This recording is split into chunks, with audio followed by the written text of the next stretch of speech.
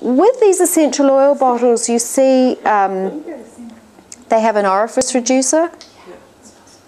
Basically, this is going to allow you to just drop 1 or 2 drops out of the top, and so you don't tip them right up. You just carefully sort of put them on the side, and you can give them a little tap for the oil to come out. When you're working with essential oils, only open 1 bottle at a time, and you never want to be, you don't want more than 1 bottle open, just because there's the possibility that, you know, you put the wrong lid back on the wrong oil, etc., and that can contaminate the product. And then this is lavender, so you'll see how I'm going to do this just by just a few drops. That's lavender, and then if you can get the two together and smell them, and you'll see how much more powerful chamomile is. So I'm going to do 4 drops of lavender, and I'm going to do 2 drops of chamomile, and we'll see how that's. Some essential oils are going to be thicker than others, like vetiver. If you grab the vetiver sample and smell that, hi there, come in. It's quite thick, and it takes a bit to get out, but you know, just give it a good tap, and it will break it free. Now, you see, for me, I'm going to pass this around. I'm going to get your opinion. What do you think, Anne? Well, when you lift it up on the fork, you can practically eat it. No, it's wonderfully more. It's more aromatic when you lift it out of the bowl. Okay, when you lift it out of the bowl. Yeah, so you could ostensibly not add more, or you could if you wanted to. And I think the chamomile is dominant. Maybe I'm wrong. Maybe it's the lavender that's dominant. What do other people think? Is that the two together? Yeah. Did everyone smell the 2 oils together? No. I don't think the new people have done that. I didn't either. No, I handed those 2 to help that back. Oh. So what we're doing is making a herb potpourri sugar scrub, which we've followed the recipe quite carefully, I thought, and now we're ascertaining, does it have enough fragrance? Do we want to add more lavender and chamomile? And what we're passing round there is the perfume strips with lavender and chamomile on, and that will give you an idea of how one oil can be quite dominant with its aroma.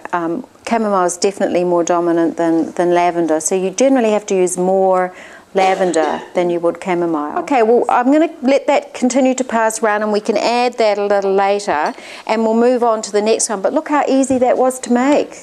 And then you package it in lovely little whatevers. Like, this is nice. I like this because it's got it's plastic to begin with, which is great in the shower, in the bath, and it's got a wide mouth, and you can just scoop it out, scrub your body, and it's easy.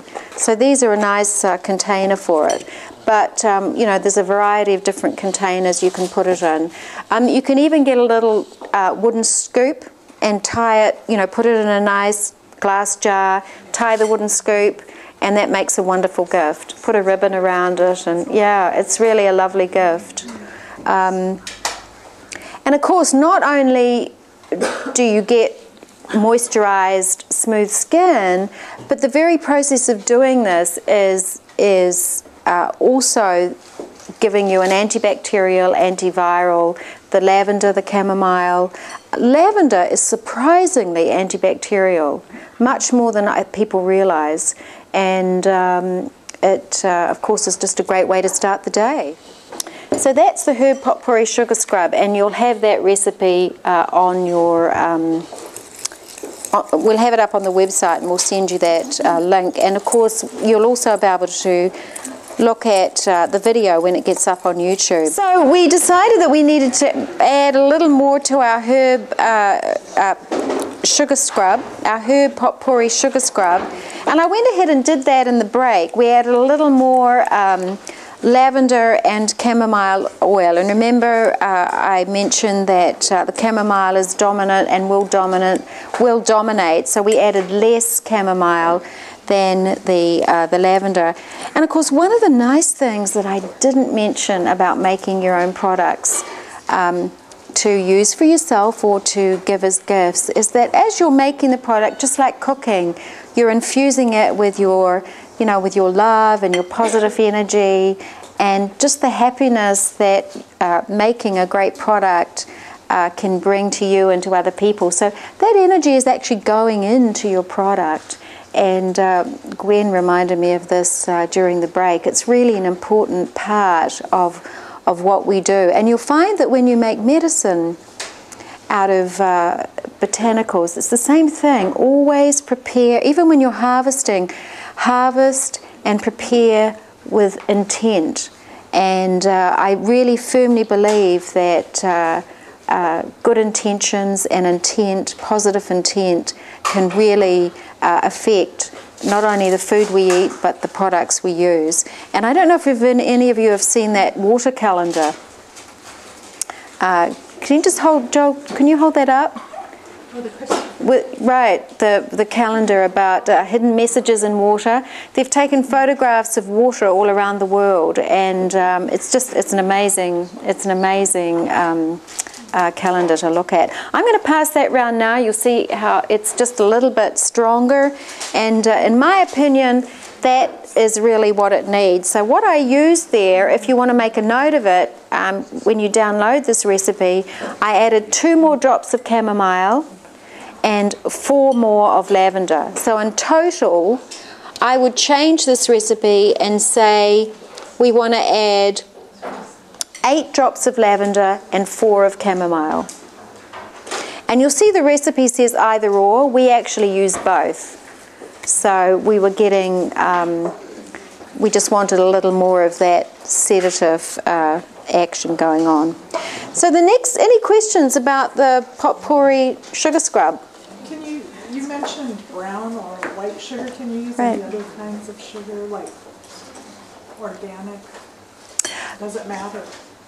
Good question. I talked about, the question is the sugar. I talked about using brown or white sugar, but can you use other types of sugar? Certainly you can, and I always prefer to use organic. I really do. I prefer to use organic everything. I buy organic food. I endeavour to source organic products wherever possible. I think it's really important. So I think it would be a slightly different product with a brown sugar or a raw sugar, and certainly it would be interesting to make and compare the differences. You might find that you really like it with a brown or a raw sugar. I don't think it's going to have too much effect as far as the end result goes.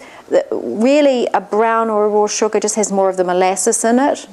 I've made quite a few with tons of different sugars and salts, and they are all a little bit different, but I even like mixing a little salt and a little sugar, and so it's kind of fun. Okay, great. I'm not afraid of a little bit more abrasion. Right. Okay, but good. if you add more oil, I found that it's not so crazy scratchy. Okay, okay. That's a great suggestion from Laura. She said she's made quite a few scrubs, and she's blended salt and sugar together, and if you add a little more oil, two things, you probably will get a little less abrasion, as Laura said, and you would get a little more moisturizing, which is one of the things I mentioned about using salt. It can be drying. So there's other things you can use too. I've seen using crushed almonds, coffee grinds. So there are some other things you can use to create that friction and to get that exfoliation, because basically that's what we're trying to do, and of course moisturize at the same time. It's a fun product. What do you think of the fragrance now? Yeah, it's good. Doesn't it smell good? I know.